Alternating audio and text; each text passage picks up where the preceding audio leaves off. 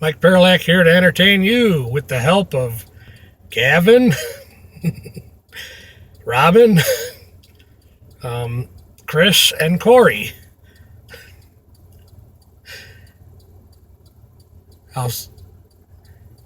She covered me in loneliness like flowers on a grave.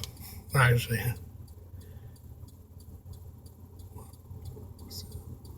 what goes up? The sadness is the emptiness with shadows in the rain.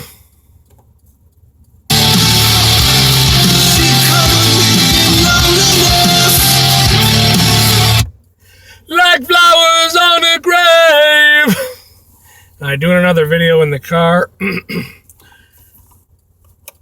while en route home. I decided, since my favorite band got a new album out, I took the liberty dubbing this on the CD this morning while I was getting dressed.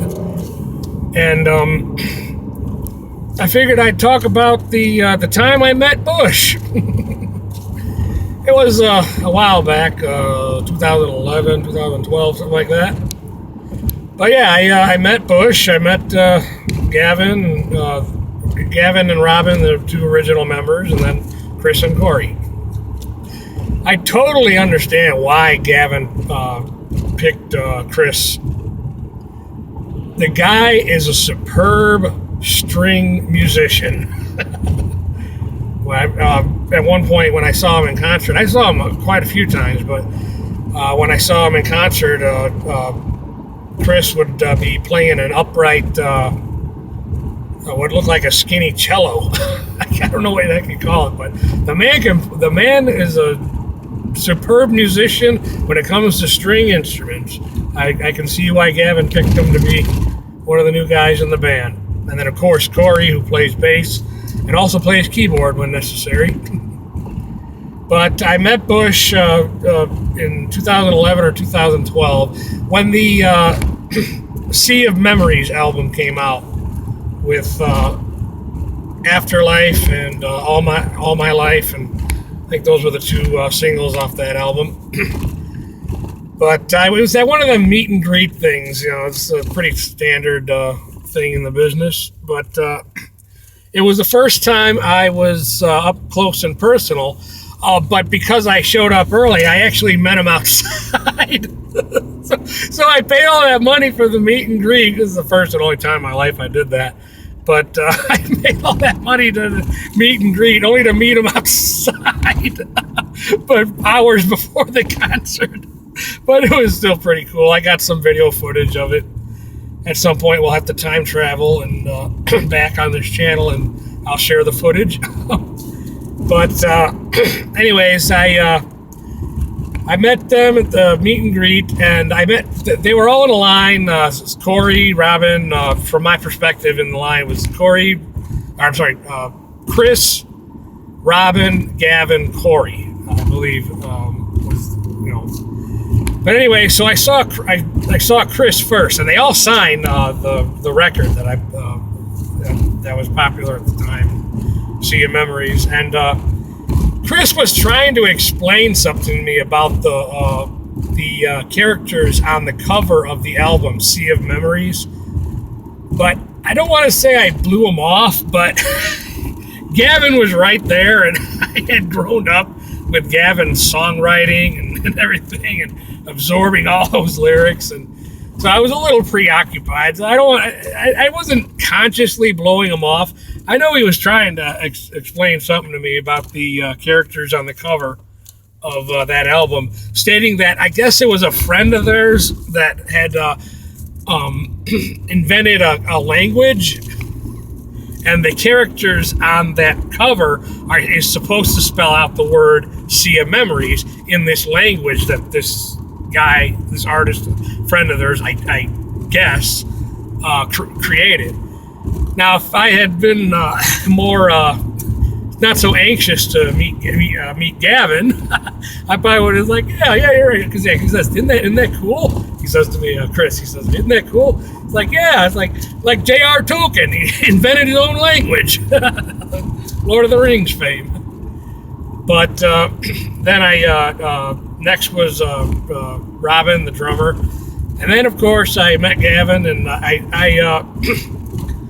at that time, that was the first new Bush album after Gavin's one and only solo album, Wonderless. And at that time, I was working with a lady who was originally from England. So she enlightened me to the term wonderless, which in England is slang. Paul McCartney's got a song called Wonderless as well. But in England, it's like slang for keep on keeping on. And I shared this knowledge that I had with Gavin, and he must have been impressed because he gave me one of these. So it was cool. Then we came back around, everybody in line, we came back around, took pictures and everything. And of course, I stuck around after the concert, and once again, Gavin came out, and it was like, it was a once-in-a-lifetime thing, though.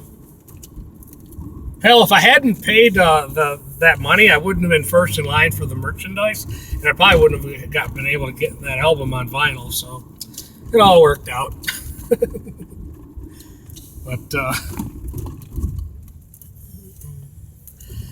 I wanted to share that story since the new album's out and everything. She covered me in loneliness like flowers on a grave. Flowers, flowers, flowers, flowers, flowers, like flowers on a grave. Flowers, flowers, flowers, flowers. I try to sing the verses and the ad lib, and it's hard to do at the same time, especially when you have asthma. Like flowers on a grave.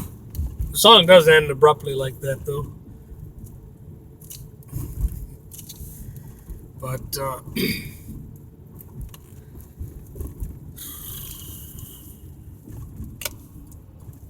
I had a guidance counselor in college once enlighten me to a term which I, for the life of me, can't remember what it is now. But the term is supposed to mean, it's supposed to be a fancy psychology term for a person who led a life where when they were a child, they had to think as an adult for the sake of their own survival. In my case, mine and my sister's. I can't for the life of me remember what the heck the term was, but that's a fancy term in psychology for somebody who had a life that where they had to think like an adult when they were still technically a child. And then when you get out of that situation, I guess the thing is you kind of revert back to childhood. And I definitely did try to recapture some of the things I missed when I was a child in real time. And in the aftermath of the authorities, finally getting enough evidence to prove pattern of behavior and remove custody of us from our father. A process that took the better part of 6 years. But I do take some sort of comfort in the knowledge that probably wouldn't take quite that long in today's world, but now it's like it's too much the other way now. Because even as a victim of legitimate child abuse, even I recognize a certain necessity to proper, emphasis on the word proper discipline. But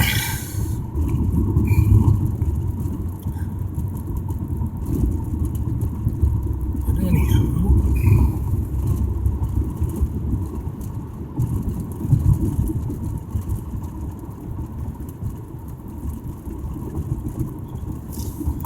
what goes up The sadness is the emptiness. We're shadows in the rain. She covers me in loneliness, like flowers on a grave. Wow, those last two lines are such wisdom.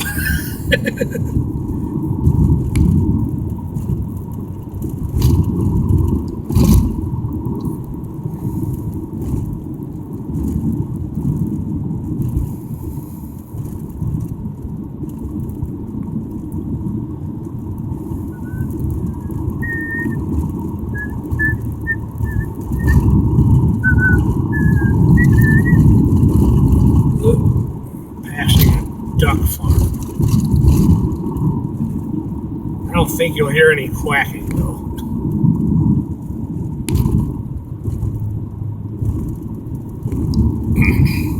Anyways,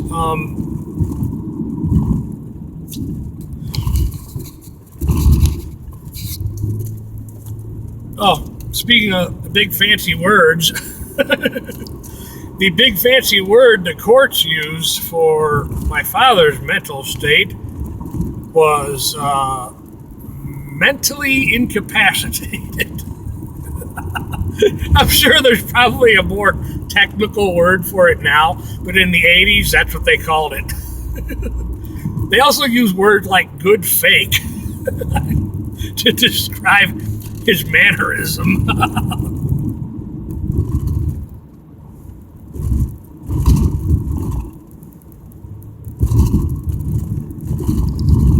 Ooh, flowers, flowers, flowers, flowers, flowers, like flowers on the grave.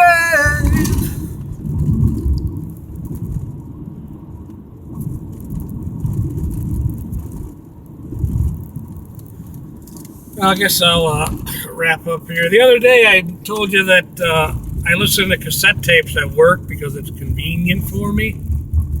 And let's see if I find a shaded spot. Pull over before I end this one. There should be some shade around the corner here, I think. Oh yeah, long stretch of shade. Excellent. Alrighty, I'll wrap this one up here. But so the other day I shared a fact of I listen to cassette tapes at work because it's convenient. And I was listening to one that I acquired called the first Genesis album.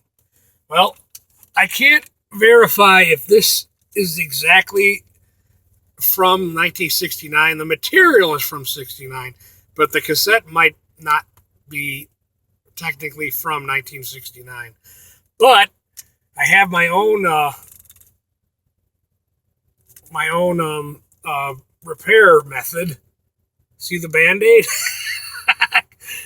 For you kids that don't know, a common problem with these cassettes is the little cloth like piece that would push the tape against the mechanism that reads the tape. Well, that piece would commonly break off. Well, this was my little improvise, so I could still get sound quality out of these old tapes. That's a Band-Aid. All right. Thank you for watching. Hope you got value out of this.